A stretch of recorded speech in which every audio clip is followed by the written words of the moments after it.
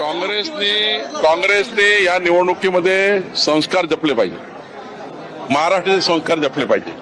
अजितदादांनी त्यांचं 80% आयुष्य हे काँग्रेसच्या नेत्यांच्या सोबत त्यांच्या सहवासात घालवलं आणि काँग्रेसच्या सत्तेमध्ये अत्यंत महत्वाचे नेते म्हणून त्यांनी काम केलं आहे.